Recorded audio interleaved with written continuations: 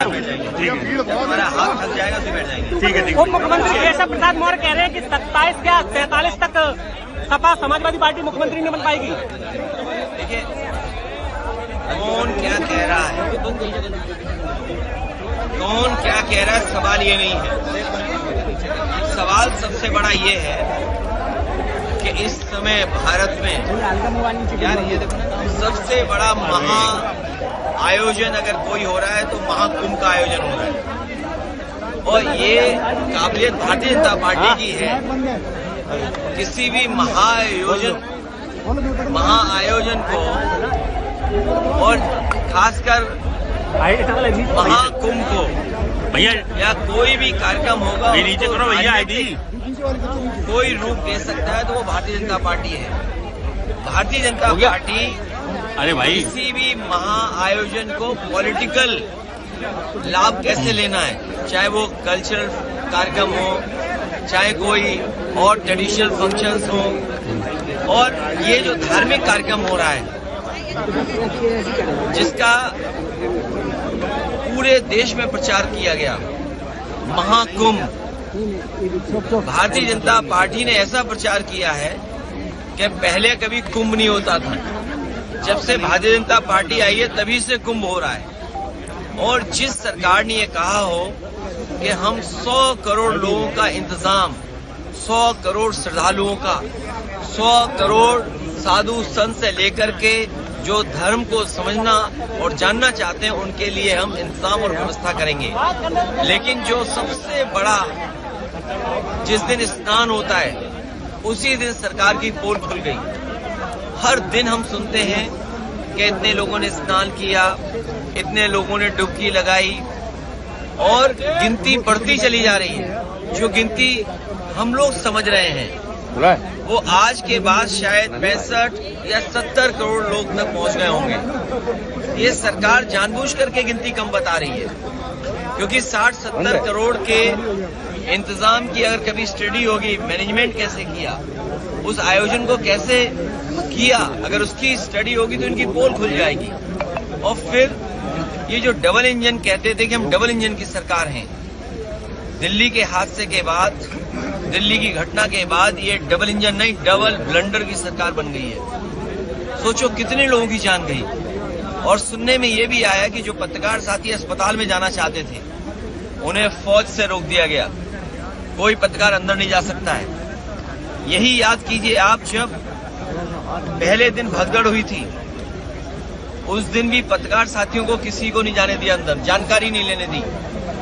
जो कहते थे महाकुंभ उनका डिजिटल है, जो ये कहते थे महाकुंभ में हम ड्रोन रखेंगे व्यवस्था के लिए।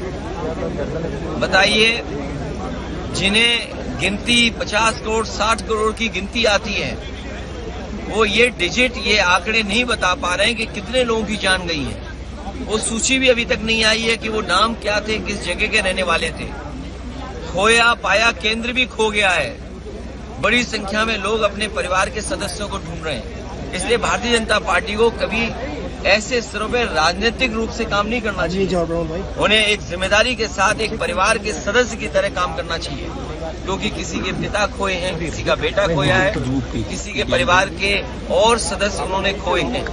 इसलिए परिवार की तरह व्यवहार होना चाहिए, उनको राजनीतिक व्यवहार नहीं होना चाहिए। ये जो महाकुंभ का आयोजन हुआ है इससे ज्यादा व्यवस्था खराब नहीं हो सकती थी। आज भी ट्रैफिक जाम है, लोग प्रयागराज के जा नहीं पा रहे हैं, कहाँ जाएं। कई मौकों पर हाउस अरेस्ट रहे हैं। बहुत सारे बुजुर्ग अभी भी इस पुण्य आयोजन में या पुण्य महा आयोजन में जो महाकुंभ का कार्यक्रम उसमें शामिल नहीं हो पाए, स्नान नहीं ले पाए। इसलिए हमारा सरकार से निवेदन है कि आयोजन महाकुंभ की और तारीख बढ़ाई जाए, जिससे हमारे बुजुर्ग लोग भी स्नान कर सकें। और हमारे बहुत सारे इटावा के पत्रकार भी अभी स्नान नहीं कर पाए हैं, इन्हें भी मौका मिल जाए। लालू यादव ने कहा है महाकुंभ को लेकर कि ये सब फालतू है। नहीं, महाकुंभ पहली बार आया है। कुंभ तो हमारे पुराने इतिहास के पन्नों में लिखा है, और कुंभ का आयोजन सम्राट हर्षवर्धन करते थे, कन्नौज के राजा, और 75 दिन होता था। 75 दिन तक ये चलता था। और जब सम्राट हर्षवर्धन जाते थे कुंभ में तो सभी धर्मों के लोगों को बुलाते थे, सभी धर्म के लोग वहां आते थे, कुंभ के आयोजन में शामिल होते थे और दान होता था, स्नान होता था। इस सरकार ने क्या दान दिया पता ही नहीं। दिल्ली की सरकार क्या दान दे रही है कुछ पता नहीं।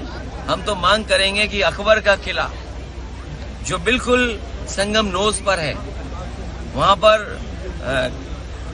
जो बट वृक्ष है या हम उसको बोलते हैं जो वृक्ष है जिसकी पूजा करते हैं, और सरस्वती नदी भी वहीं से निकलती है, तो कम से कम वो जो अकबर का किला है वो उत्तर प्रदेश सरकार को दान में दे दिया जाए, क्योंकि दिल्ली वाले सब स्नान कर चुके हैं। हम लोगों को भी किसी न किसी से कुछ सीखना चाहिए। इस बार हम लोगों ने महाकुंभ में जो सीखा है वो वस्त्र पहन करके स्नान करना चाहिए, यही सीखा है। भैया आपके द्वारा जो लगातार कुंभ पे की कमियां दिखाई जा रही हैं, और लेकिन ये सरकार डिप्टी सीएम कह रहे हैं आपको फोबिया हो गया है सपा को। देखिए, महाकुंभ में जो व्यवस्था खराब है, जो सरकार 100 करोड़ की लोगों के लिए, श्रद्धालुओं के लिए व्यवस्था कर रही थी, जो व्यवस्था नहीं कर पा रहे, जो अव्यवस्था हो गई, उसको हम समझा रहे हैं, बता रहे हैं। नाकामी जो सरकार की है, हम उन्हें सूचना दे रहे हैं। हम लोग पॉजिटिव पॉलिटिक्स कर रहे हैं, हमें उन्हें जानकारी दे रहे हैं। अगर वो जानकारी को भी ये बुराई समझ रहे हैं तो उनके लिए मेरे पास कोई इलाज नहीं है। और हम तो पत्रकार साथियों से भी कहना चाहते हैं, हमारे पत्रकार साथी भी कई बार सच बताते हैं, चाहे वो यूट्यूबर्स हो, चाहे उन पे भी दबाव बनाया जाता है। तो आप सोचिए, ये सरकार है जो किसी का सुझाव भी नहीं स्वीकार करना चाहती।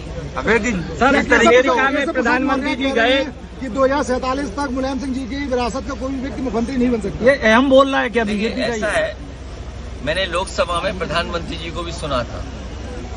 उन्होंने ये कहा कि 2047 तक हम ही रहेंगे। और जो महाकुंभ में इंटरव्यू दिया जा रहा था, कुछ साधु संतों ने कहा था कि प्रधानमंत्री कौन होगा, और कई साधु संतों ने ये भी कहा था कि किसी कुंभ में ये फैसला हुआ था कौन प्रधानमंत्री होगा। तो ये जो 2047 की जो लड़ाई है वो आप समझ नहीं पा रहे हो। आपको ये भी पता होगा कि भारतीय जनता पार्टी ने 75 साल के बाद रिटायरमेंट की बात की थी, तो लखनऊ वालों को पता है कि कौन रिटायर होने जा रहा है। भैया दिल्ली रेलवे, इसलिए अपनी अपनी व्यवस्था में लगे हुए लोग हैं, और जो एक नाम बार बार आप ले रहे हो वो जीरो है, जीरो। भैया दिल्ली रेलवे स्टेशन पे जो आज सुबह भगदड़ हुई जिसमें कई लोगों की मौत हुई, उस पर क्या कहना चाहिए? मैंने पहले भी कहा, दुखद घटना है। ये इंतजाम सरकार को देखना चाहिए था, और दिल्ली जैसी राजधानी में नाकामी होना। जो लोग ये कहते हैं कि हम $5 ट्रिलियन की इकोनॉमी बनाने जा रहे हैं, विकसित भारत बनाने जा रहे हैं, तीसरी अर्थव्यवस्था बन जाएंगे हम, और विश्व गुरु बन जाएंगे, क्या यही परिभाषा है कि आप प्लेटफॉर्म पर हमारे जो गरीब लोग हैं उनको सुरक्षित नहीं रह सकते, उनका एक्सीडेंट हो जाए, जान चली जाए? जिन लोगों की जान गई है, चाहे महाकुंभ में गई हो, जहां भगदड़ में, या अन्य कारण से जान गई हो, जो लोग रास्ते में अपनी परिवार के सदस्यों की जान जिनकी गई है, या एक्सीडेंट की वजह से जान गई, या रेलवे में गई है, दोनों सरकारों को मिलकर के जो मुआवजा देने की बात कहेगी तो वो मुआवजा देना चाहिए, उनकी मदद करनी चाहिए। मैं मांग करता हूं कि उनके परिवारों को 50-50 लाख रुपए की मदद सरकार को करना चाहिए, मुआवजा देना चाहिए। और मुआवजा, क्योंकि धार्मिक कार्यक्रम में सब लोग गए थे, बड़ी श्रद्धा के साथ गए थे, और आपने कार्ड दे करके बुलाया था। कभी भी कुंभ के आयोजन में कार्ड नहीं दिया जाता था, किसी को बुलावा नहीं दिया जाता था, लोग सुने जाते थे। और फिर सबसे बड़ी बात है, ये भारतीय जनता पार्टी वाले इतने ज्ञानी हैं, महाज्ञानी हैं, कि हर चीज जो बोल देते हैं वो प्रूव करते हैं।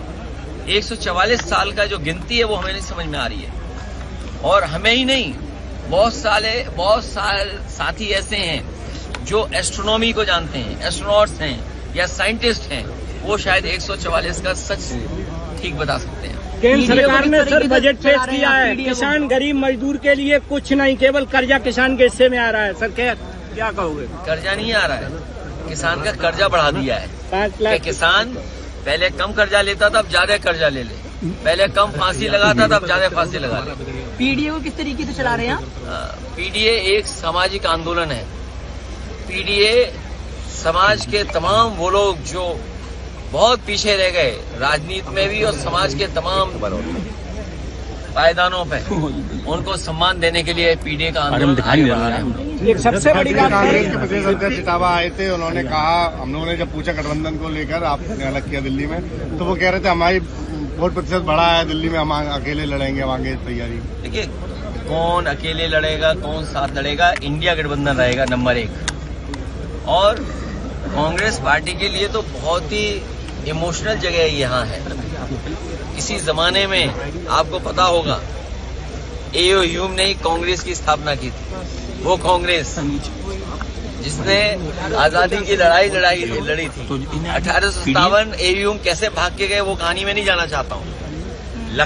यहाँ पर इटावा में तमाम वो बिल्डिंग है, उनका घर, तहसील, आपका कोतवाली या स्कूल उन्हीं के अक्षरों से बना हुआ है, ह्यूम के अक्षरों से बना है।